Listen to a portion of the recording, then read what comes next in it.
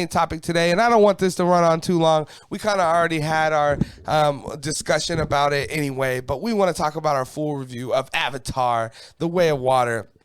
I just want to start off by saying that this is visually the most stunning movie that I had ever seen in my entire existence. I literally felt like I was on drugs in the first few hours of it because it was just so beautiful to look at.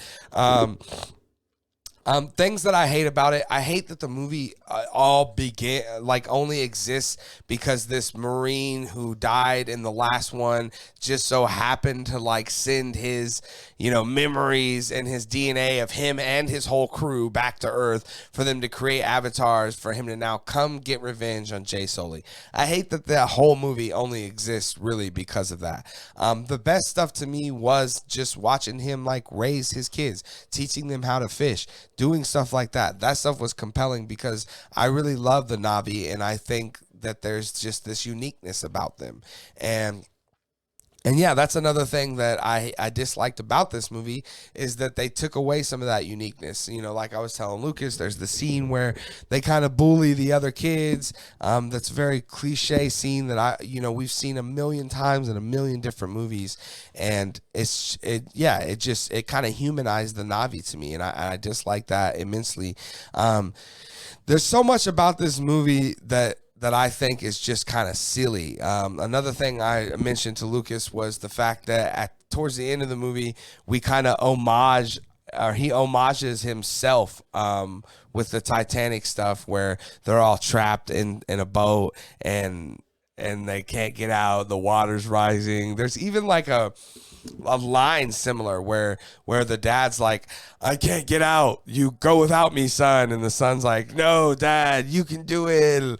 I feel like I remember that in the Titanic, but for sure. But yeah, and then the fact that he wanted revenge, but he had this man's kids at 4 or 5 times throughout the film, but never used the kids to seek that revenge. That seems silly. The fact that this Avatar, who acknowledges that he isn't really this Marine, never questions his existence or his own existence or why he is doing these things. Does he really want to die this one little life he's given to, avenge someone he doesn't know or care about?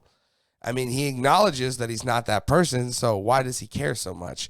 And then we end the movie with him really growing kind of none. I mean, it kind of ends with, I'll get you next time. If it wasn't for you and that pesky dog, Scooby-Doo kind of thing.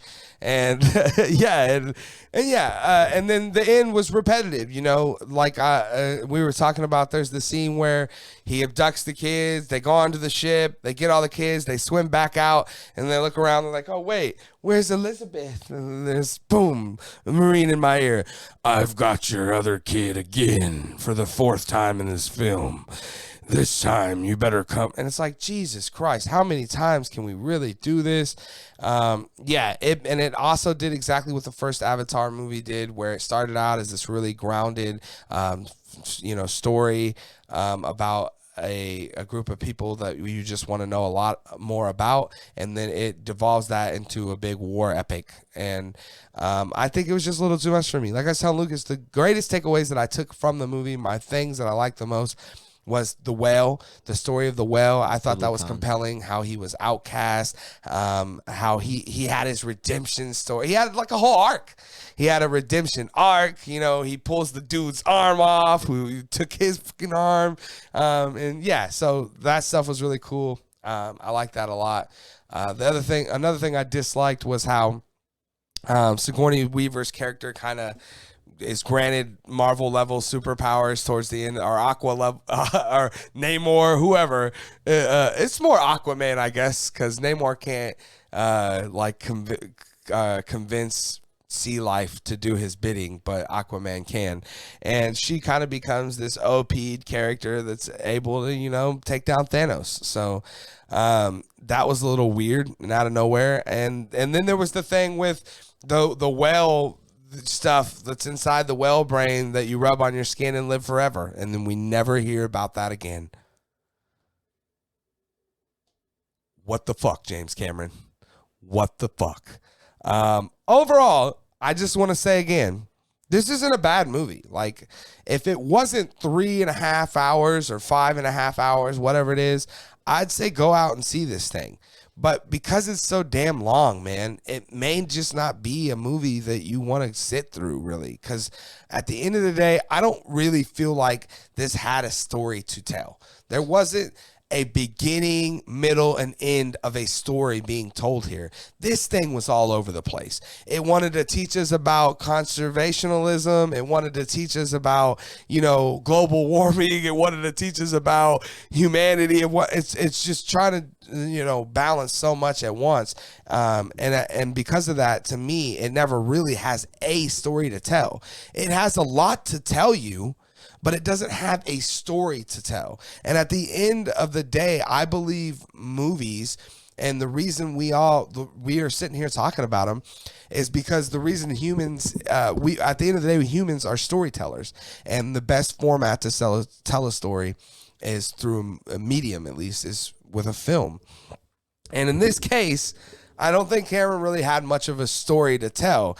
Again, he had a lot to say, but not a story to tell. And I think there's just a big difference between those two things. But Lucas, you're here now. We got other opinions. You've seen the film. First, tell us, what are your thoughts on Avatar 2, The Way of Water? I will say the first time that I watched it, I was enamored, like so enthralled with it that I didn't get up to pee. I didn't realize, I didn't, You just went right in your lap. Yeah, no. I'm just saying, you said you didn't get up to pee. You didn't say you didn't pee. Well, little bottle, whatever. But no, it was awesome. And then I went back inside the second time. I only got up once to pee because I had a lot of water that day, whatever. But no, I mean, I'll give you my, could have been betters, right? There are definitely times where it felt repetitive, like the story over and over. I think it was a little built up after having, been over 10 years of it. Like Cameron could have reined himself in just a little bit more so that it didn't have to be 3 hours and 12 minutes. Yeah, you mean like homaging yourself? For 30 minutes? For like solid 20, 30 minutes, yeah. That definitely did go on for a bit. And I mean, it made sense in the story. I got it, but still, it went on a bit, I still loved it. That being said, you actually enjoyed this movie a lot more than I did. I really, really did enjoy this movie. You dug this movie. I mean, it seemed to me honestly, of all the movies that you had told me about this year that you'd seen, that this was overwhelmingly the only one that you were like, dude, I really like this.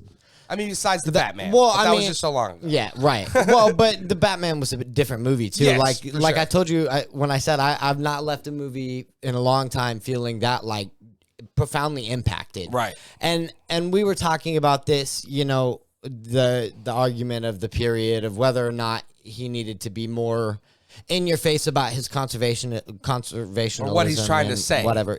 Say it. I don't, and I disagree. I think he it, and this goes with what the message he's trying to get across, but also with the bigger story that he's trying to tell, because it is such a big story. He leaves a lot of it to subtext, and I think truly that there is a story through it. It's the Sully family, because at the end of it, that is what it is about. And that just so it is. I think it gets a little sidetracked with its homages Lucas, and its conservationism. But Lucas, it really and all feels that. like the Marine story. It really does. To me. Well, it's part of it's both, right? It's both. I don't know. Last time I remember, that dude got shot in the chest with a bunch of arrows. So, I mean, sure. we didn't need. Sure. But, I mean, in the same way that, the first one was Sully's story, but Kortrich was such a, he's the mentor of it. I mean, the same with the Sullys. I disagree with you, I think, also about hating that premise of it, because, vengeance is I mean, we were just talking about Batman. Vengeance is a I hate spiteful stuff thing. like that. Like Kill Bill. I know. I hate those movies. I know hate you movies do, that and are I know you hate solely war based movies, on that. And I know I don't think it's solely based on. I mean, the movie wouldn't it's exist without him needing to seek revenge, and the third Sure. one won't either. I disagree. I think the third one is going to be a different story. Well, I do. Okay, well, from the ending of the second, it seems that he is still. Again, he's But we going to don't know what- regroup. Yeah, but we don't know what kind of journey he's going to go on to regroup. And I really do think that Quaritch is going to end up having like almost like a Darth Vader turn at the end of it. You know what I But mean? I felt like, and we talked about this, I felt like that was at the end of this movie. Nah, I don't think so, He was 'cause I think- laying there I mean, in look. that, like after his son saved him and he could barely move. Like it even reminds you of Anakin Sure. laying there and it's like, this is my moment, my redemption arc. How about this? Even better, it reminds me more of Anakin lying on the beach on Mustafar. Oh yeah, maybe, but it just like I said, I don't know, man. I really think that there's going to be. I love it. I think that a lot of the reasons that you dislike it is the war aspect of it. You don't totally, always enjoy those. I mean, how do you feel about Saving Private Ryan? I mean, I seen that movie when I was 12, and I mean, it's a good movie. It reminded it's a me. good It had story. elements of that for sure. That It's a okay, story sure. being told there. I think will there's a say story. that. I think there really is a story being told here, but it's such a big. It's an epic, really. What he's trying to do. You know what I mean? Okay. And so the complaints that I would make about that would really be nitpickings of it, because I'm like, it's almost like complaining about where did they get the plans for the Death Star in the fourth one before you got Rogue One, right? Sure. Because you are telling such a big story, and they've gotten the chance to come back and fill in those gaps. Right. But that you got to look at it that way. And when you do, and you look at them together, like, you can really start to see the overall story that Cameron is trying to tell. That being said, there's a couple missteps or things that drag on a bit here and there. But overall, I really thought that, I mean, it was beautiful. It was really well done. Well, what are your thoughts on the idea that he is trying to turn this into an Avatar? No, I thought you weren't gonna bring this up. No. Into an Avatar, The Last Airbender kind Again, of series. okay. I mean, we had the jungle people, the Earth tribe, and now we have the water people, the water tribe. And he says in the next movie we'll have the ash people, Like the which is desert clearly people, the yeah. fire tribe. Volcano, maybe, Right. yeah. So Fourth one's gonna be the mountain people. Do you think the fourth one starts with "In the beginning"? I told you. Water, earth, Shut up. air, and fire. We find out Shut that up. Jay Sully, and there was one that Shut could up. rule them all. Or is it James Cameron? Is he's like the old Shut- Fire shut- Lord stop. Avatar, the Stop. gray-haired one, Yeah. Iroh or whatever. No, look. As like I told you earlier, they don't. Avatar: The Last Airbender doesn't own the idea of fire, water, earth, and air. Sure. No, Is it does. is But weirdly, Mother Nature, is right? right. Is it weirdly coincidental that James Cameron was sued for the rights for the name Avatar?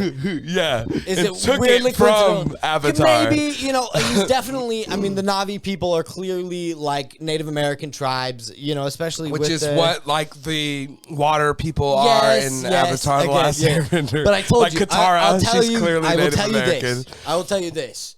I'll support it until we get to the fourth one, and the fourth one's like the mountain people, and there's a blue dude with a tan, Right. like a Caucasian arrow. Right. Here. I'm done. And it's I'm directed walking- by that's M. it. Night Shyamalan. I'm walking out. I'm walking out. That's it. But I don't think that's where it's going. There's a master of all Mm-hmm. the elements. It's Sigourney Weaver, though, right? Yeah, She's like clearly. Korra. She's the Avatar. Oh, but yeah, all jokes aside, it definitely does seem like it's leaning a little into the Airbender, Avatar: The Last Airbender kind of thing. So For sure. Anyways, we'll see how it all turns out. But guys, that's our full review on Avatar. If you guys finally had a chance to check out Avatar, definitely let me know what you guys think. Do you love it? Do you hate it? Obviously, we don't quite agree on it here.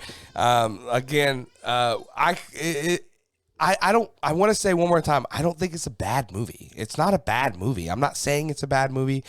It's just not a good movie. It's just all right. You know, it's kind of like Wakanda Forever was for me. It's not a bad movie. It's definitely not a good movie, but it's all right. It's somewhere in the middle of that. And I will say, I think it's a great movie. And you should absolutely go see it in theaters. Yes. And if Absolutely. you do, in 3D. if you do, make sure you buy your adult diapers so you're able. Nah, just bring a towel. You'll be all right. But guys, what do you guys think of the Avatar 2? What's your guys' thoughts on it? Definitely let me know your thoughts down in the comment section below.